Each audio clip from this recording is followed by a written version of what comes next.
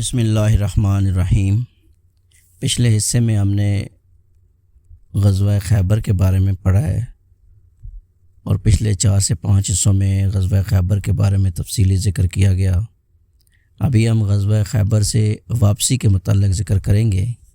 حضور اکرم صلی اللہ علیہ وآلہ وسلم کی صفیہ رضی اللہ تعالیٰ عنہ سے شادی ہوئی، تو ابھی یہ واپسی کا سفر ہے غزوہ خیبر سے۔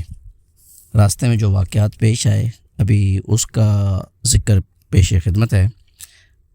خیبر کی فتح کے بعد جب رسول اللہ صلی اللہ علیہ وآلہ وسلم مطمئن اور یکسو ہو چکے تو سلام بن مشکم کی بیوی زینب بنت حارث نے آپ کے پاس بھنی ہوئی بکری کا ہدیہ بھیجا۔ اس نے پوچھ رکھا تھا کہ رسول اللہ صلی اللہ علیہ وسلم کون سا عضو زیادہ پسند کرتے ہیں، اور اسے بتایا گیا تھا کہ دستہ، اس لیے اس نے دستے میں خوب زہر ملا دیا اور اس کے بعد بقیہ حصہ بھی زہر آلود کر دیا تھا۔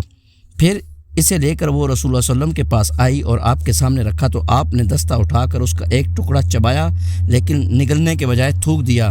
پھر فرمایا کہ یہ ہڈی مجھے بتلا رہی ہے کہ اس میں زہر ملایا ہوا ہے۔ اس کے بعد آپ نے زینب کو بلایا تو اس نے اقرار کر لیا۔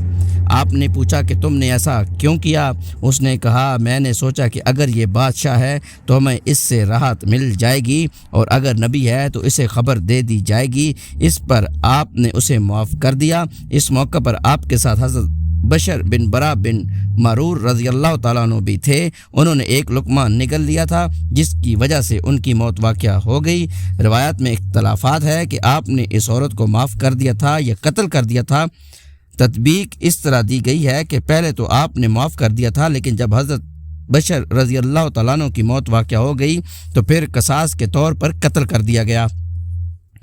جنگ خیبر میں فریقین کے مقتولین۔ خیبر کے مختلف معرکوں میں کل مسلمان جو شہید ہوئے تھے تعداد 16 ہے۔ 4 قریش سے، 1 قبیلہ اشجع، 1 قبیلہ اسلم سے، 1 اہل خیبر سے اور بقیہ انصار سے۔ ایک قول یہ بھی ہے کہ ان مارکوں میں کل 18 مسلمان شہید ہوئے۔ علامہ منصور پوری نے 19 لکھا ہے۔ پھر وہ لکھتے ہیں کہ اہل سیر نے شہدائے خیبر کی تعداد 15 لکھی ہے۔ مجھے تلاش کرتے ہوئے 23 نام ملے۔ زنیف بن وائلہ کا نام صرف واقدی نے اور زنیف بن حبیب کا نام صرف طبری نے لیا۔ بشر بن برا بن معرور کا انتقال خاتمہ جنگ کے بعد زہر آلود گوشت کھانے سے ہوا جو نبی صلی اللہ علیہ وسلم کے لیے زینب یہودیہ نے بھیجا تھا۔ پھر بشر بن عبد المنظر کے بارے میں 2 روایات ہیں۔ بدر میں شہید ہوئے، جنگ خیبر میں شہید ہوئے۔ میرے نزدیک روایت اول قوی ہے۔ دوسرے فریق یعنی یہود کے مقتولین کی تعداد 93 ہے۔ رسول اللہ صلی اللہ علیہ وسلم نے خیبر پہنچ کر محیصہ بن مسعود رضی اللہ تعالیٰ عنہ کو اسلام کی دعوت دینے کے لیے فدق کے یہود کے پاس بھیجا تھا، لیکن اہل فدق نے اسلام قبول کرنے میں دیر کی، مگر جب اللہ نے خیبر فتح فرما دیا تو اس کے دلوں میں رعب پڑ گیا اور انہوں نے رسول اللہ صلی اللہ علیہ وسلم کے پاس آدمی بھیج کر اہل خیبر کے معاملے کے مطابق فدق کے نصف پیداوار دینے کی شرائط پر مسالت کی پیشکش کی۔ آپ نے پیشکش قبول کر لی اور اس طرح فدق کی سرزمین خالص رسول اللہ صلی اللہ علیہ وسلم کے لیے ہوئی، کیونکہ مسلمانوں نے اس پر گھوڑے اور اونٹ نہیں دوڑائے تھے، یعنی اسے بزور شمشیر فتح نہیں کیا گیا تھا۔ وادی القرہ۔ رسول صلی اللہ علیہ وسلم خیبر سے فارغ ہوئے تو وادی القرہ تشریف لے گئے۔ وہاں بھی یہود کی ایک جماعت تھی اور ان کے ساتھ عرب کی ایک جماعت بھی شامل ہو گئی تھی۔ جب مسلمان وہاں اترے تو یہود نے تیروں سے استقبال کیا۔ وہ پہلے سے صف بندی کیے ہوئے تھے۔ رسول صلی اللہ علیہ وسلم کا ایک غلام مارا گیا۔ لوگوں نے کہا اس کے لیے جنت مبارک ہو۔ نبی صلی اللہ علیہ وسلم نے فرمایا ہرگز نہیں، اس ذات کی قسم جس کے ہاتھ میں میری جان ہے، اس نے جنگ خیبر میں مال غنیمت کی تقسیم سے پہلے اس میں سے جو چادر چرائی تھی وہ آگ بن کر اس پر بھڑک رہی ہے۔ لوگوں نے نبی صلی اللہ علیہ وسلم کا یہ ارشاد سنا تو ایک آدمی 1 تسمہ یا 2 تسمہ لے کر آپ کی خدمت میں حاضر ہوا۔ نبی صلی اللہ علیہ وسلم نے فرمایا یہ 1 تسمہ یا 2 تسمہ آگ کا ہے۔ اس کے بعد نبی صلی اللہ علیہ وسلم نے جنگ کے لیے صحابہ کرام کی ترتیب اور صف بندی کی۔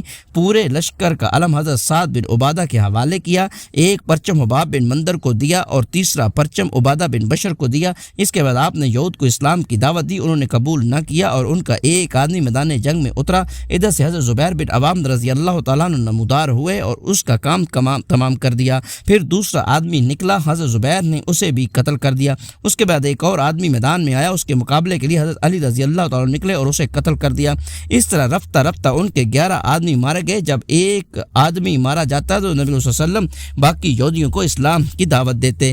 اس دن جب نماز کا وقت ہوتا تو آپ صحابہ کرام کو نماز پڑھاتے اور پھر پلٹ کر یہود کے بدِ مقابل چلے جاتے اور انہیں اسلام اور اللہ اور اس کے رسول صلی اللہ علیہ وسلم کی دعوت دیتے۔ اس طرح لڑتے لڑتے شام ہو گئی۔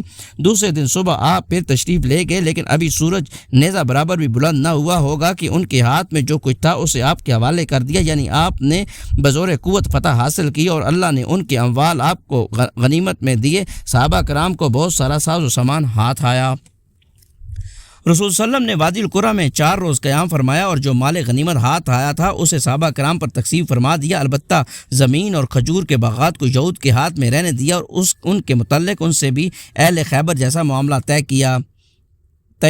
تیمہ کے یہودیوں کو جب خیبر، فدق اور وادی القریٰ کے باشندوں کے سفر انداز ہونے کی اطلاع ملی تو انہوں نے مسلمانوں کے خلاف کسی محاذ آرائی کا مظاہرہ کرنے کے بجائے از خود آدمی بھیج کر صلح کی پیشکش کی۔ رسول صلی اللہ علیہ وسلم نے ان کی پیشکش قبول فرما لی اور یہ یہود اپنے اموال کے اندر مقیم رہے۔ ان کے متعلق آپ نے ایک نوشتہ بھی تحریر فرما دیا تھا جو یہ تھا: یہ تحریر ہے محمد صلی اللہ علیہ وسلم کی طرف سے بنو عادیہ کے لیے، ان کے لیے ذمہ ہے اور ان پر جزیہ ہے، ان پر نہ زیادتی ہوگی نہ انہیں جلا وطن کیا جائے گا، رات معاون ہوگی اور دن پختگی بخشی ہوگا، یعنی یہ معاہدہ دائمی ہوگا۔ اور یہ تحریر خالد بن سعید نے لکھی تھی۔